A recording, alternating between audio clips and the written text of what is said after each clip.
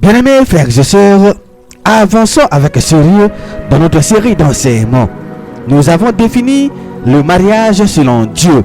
Nous avons vu qu'il s'agit d'une alliance, d'un engagement, d'une union que Dieu lui-même joint. Maintenant, regardons une réalité que beaucoup évitent. Beaucoup de mariages échouent, non pas parce que le mariage est mauvais, mais parce que le point de départ était déjà déséquilibré. Et ici, il faut être très précis. Il peut arriver qu'un homme et une femme sincèrement engagés l'un envers l'autre tombent dans une faiblesse, se couchent ensemble, puis se répondent, prennent leurs responsabilités et entrent dans le mariage dans la crainte de Dieu. Dans ce cas, il y a faute, mais il y a conscience. Il y a chute, mais il y a redressement.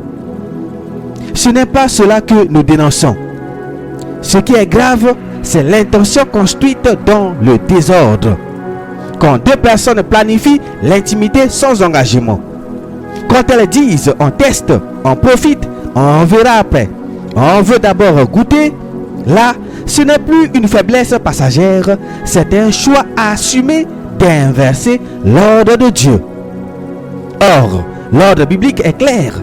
Dans Genèse 2, verset 24, la Bible nous dit « C'est pourquoi l'homme quittera son père et sa mère et s'attachera à sa femme et ils deviendront une seule chair. » Ce verset établit l'ordre. Quitter, c'est se détacher de l'autorité familiale pour fonder un nouveau foyer. S'attacher, c'est s'unir par un engagement durable et public. Devenir une seule chair, c'est l'union complète, y compris physique, dans le cadre de l'alliance. La seule chair est donc la conséquence de l'alliance. Elle n'est pas un essai préalable. Quand cet ordre est inversé, la relation commence déjà sur un terrain instable. Et les conséquences suivent. Une grossesse imprévue, une pression sociale, une peur du scandale, une décision prise dans l'urgence. Alors on dit, puisque l'enfant est là, on va se marier. On va régulariser. On n'a plus le choix. Mais il faut le dire clairement, bien-aimé. Un mariage ne doit pas être la couverture d'un désordre. Un enfant est une bénédiction, oui.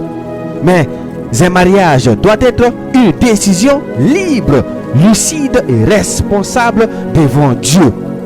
Quand on rentre dans l'alliance par contrainte, le cœur n'est pas pleinement engagé. Voilà le danger.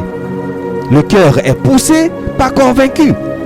Et cela crée une fissure invisible dès le départ. Ce n'est pas tout, bien-aimé.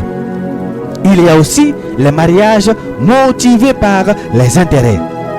Mariage pour les papiers, mariage pour l'argent, mariage pour sortir d'une situation difficile, mariage pour fuir la solitude, mariage pour satisfaire la pression familiale. Dans tous ces cas, la question principale n'est pas est-ce que Dieu nous unit? La vraie question devient qu'est-ce que j'y gagne? Qu'est-ce que je règle? Qu'est-ce que j'évite? Mais le mariage biblique, bien-aimé, n'est pas un outil stratégique. Écoutons Malachie 2, verset 14. Et vous dites, pourquoi? Parce que l'Éternel a été témoin entre toi et la femme de ta jeunesse à laquelle tu es infidèle, bien qu'elle soit ta compagne et la femme de ton alliance. Bien-aimé, ce verset montre que le mariage est une alliance devant Dieu et que Dieu en est le témoin. L'infidélité n'est pas seulement un problème humain, c'est une trahison d'une alliance observée par Dieu. Cela signifie que Dieu regarde l'intention initiale. Il voit si l'alliance est sincère ou intéressée. Une alliance intéressée produit une relation calculée. Une relation calculée finit par devenir fragile et être détruite. Parce que le jour où l'intérêt disparaît, le lien se relâche.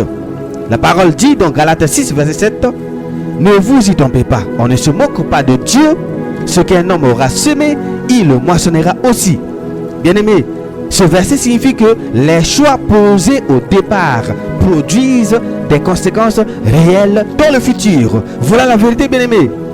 S'aimer la légèreté amène une récolte d'instabilité dans le mariage. S'aimer l'intérêt personnel prépare des conflits futurs. Beaucoup de couples chrétiens prient aujourd'hui pour la paix, mais n'ont jamais examiné la racine de leur engagement. Pourquoi me suis-je marié? Par amour fondé sur l'alliance ou par peur, urgence ou pression? Cette question est décisive, bien-aimés, parce que le départ influence toute la trajectoire.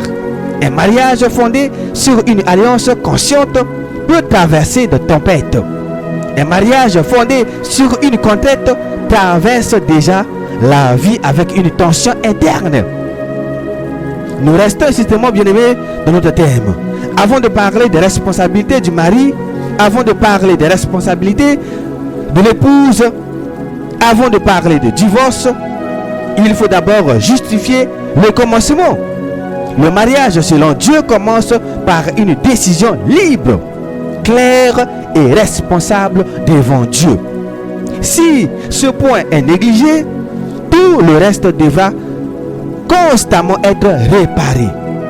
Mais si ce point est solide, alors le mariage repose sur un engagement réel et non sur une circonstance.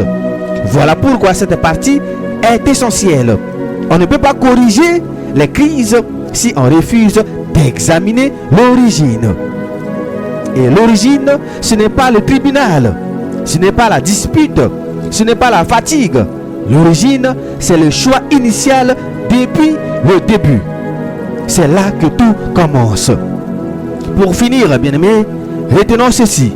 Un mariage ne se détruit pas en un jour. Il commence à se fragiliser le jour où son fondement est mal posé.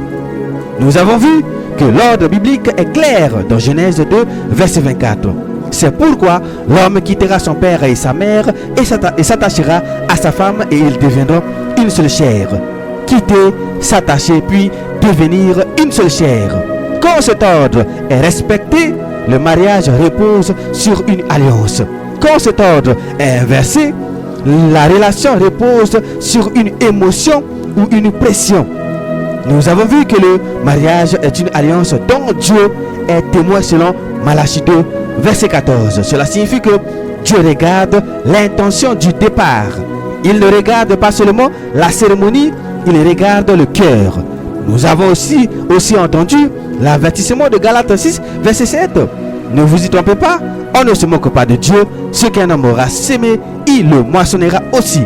Le commencement est une sémence, bien-aimée. Et toute sémence finira par produire un fruit.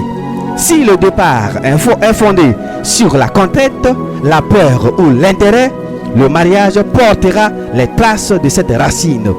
Mais si le départ est clair, libre et allié avec l'ordre de Dieu, le mariage peut affronter les tempêtes sans perdre sa direction.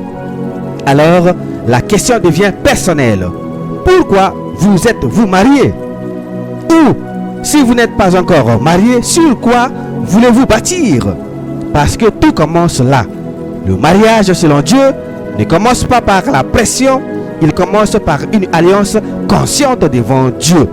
Et si le commencement est juste, la suite peut être solide. C'était votre frère Rodrigue Simbato Menine. Demeurez toujours bénis dans la paix de notre Seigneur et Sauveur Jésus-Christ.